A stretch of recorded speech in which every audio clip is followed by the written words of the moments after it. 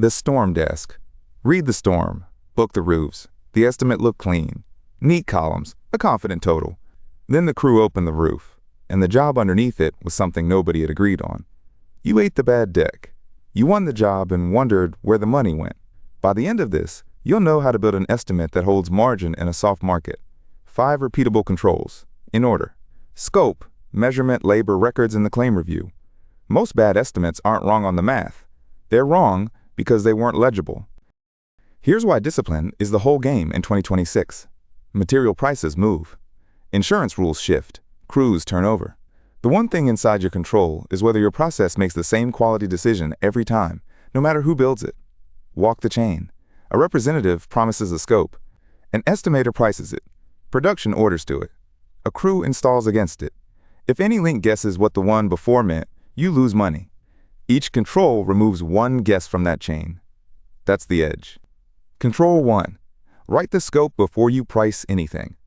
The scope is your internal agreement on what you're selling, what you're excluding, and what still needs confirming. A precise price on a vague scope is worse than a rough price on a precise one because the clean number creates false confidence. Name the system. Tear off and replace, recover, or repair. State the layers you're assuming and what happens if you find more. Name the deck assumption, the plywood under the shingles, and how you'll handle it if it's rotten. Then the line that saves jobs. Your exclusions, in plain language. Keep the scope honest, not heroic. Don't write that all hidden conditions are included when nobody has seen them. Don't imply a deck is sound or a roof is warranty eligible unless you have evidence and the authority to say it. This is also where property history earns its keep. A roof with 3 prior leak calls and a 12-year age estimate should not be scoped like a clean first visit. The Small Business Administration's planning guidance says spell out exactly what you sell and how you deliver it. That's the same discipline, one job at a time. Control 2. Separate measurement from pricing. What's there is a measurement question. What we charge is a pricing question. Blur them and nobody can review the estimate, because nobody can tell if the price moved because the roof got bigger or the margin got cut. Keep the takeoff in its own fields. Areas, slopes, eaves, rakes, ridges, hips, valleys, penetration counts. Keep pricing separate. A manager should judge the measurement alone, then the price alone. 2 clean reads instead of 1 muddy one. Now the error. That's pure money. Price by sloped area, never by footprint. The roof is bigger than the building. A 1,200-foot footprint on a 612 roof, that's 6 inches of rise per foot of run, isn't 1,200 feet of roofing. It's about 1,342 because the slope stretches the surface. Order off the footprint and you're short roughly 12% before any waste. The fix is the pitch factor, the slope multiplier. A 612 is 1.118.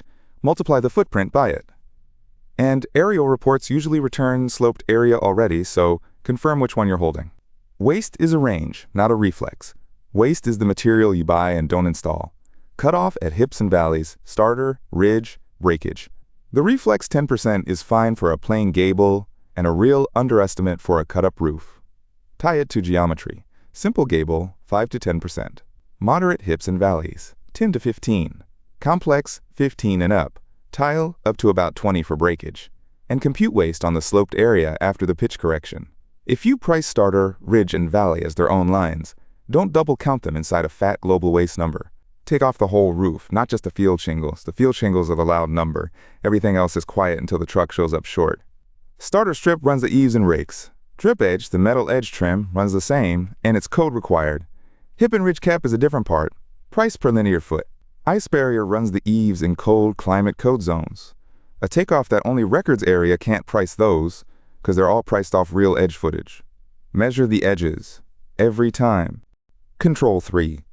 Cost the job on true labor and overhead, not the material on the truck. A small material miss is a rounding error. A labor plan that ignores access or steepness can eat the whole job margin.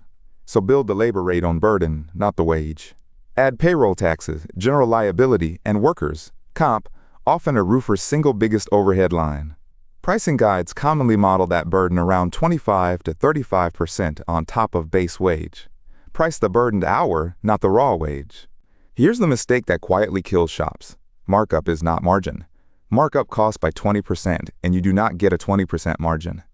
A $10,000 job plus 20% markup sells at $12,000. Your margin is $2,000 over 12, which is 16.7%, not 20. To keep a true 20% margin, you divide cost by 1 minus 0.2 and sell at 12.5. Divide, don't add. Wire it into the template so nobody has to remember it under pressure. Over a year of re-roofs, that gap is real money out the door. Price the most predictable change order at the estimate, not in the moment. The most common one on a re-roof is bad sheathing, and the worst place to price it is with a crew standing on an open roof. Decide the unit price during estimating, state it in the scope, and get the homeowner's acknowledgement before work starts. If rotten sheathing is found at tear-off, it's replaced at a set price per sheet, documented with photos. That one line turns the worst argument in roofing into a pre-agreed number. Priced calmly, it carries its real cost.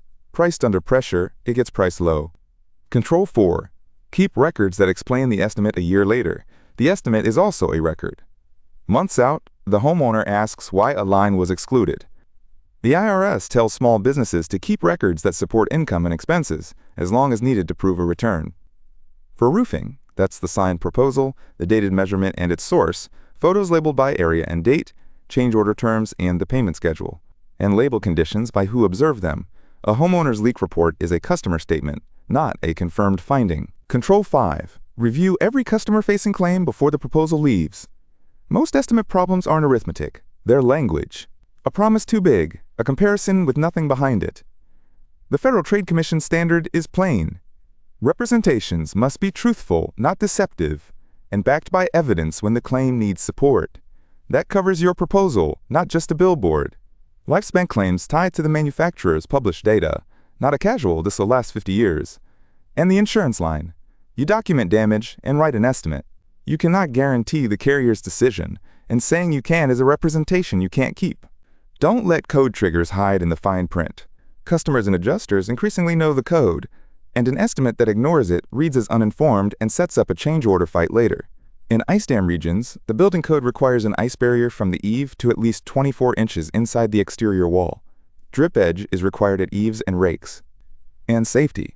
The federal standard requires fall protection for work 6 feet up, so your proposal reflects that you control the conditions, not the homeowner. Here's where RoofPredict fits, and where it doesn't. It sits before the estimate, in targeting. It pairs an estimated roof age range with storm physics modeled per individual home, so your mailers and your old CRM aim at the roofs that are actually due, instead of brand new ones. It does not inspect the roof, diagnose damage, set your price, or decide coverage. Roof age is a range for planning, not an exact date. So close the loop. Scope, measure, cost the burdened hour, keep the record, review the claim.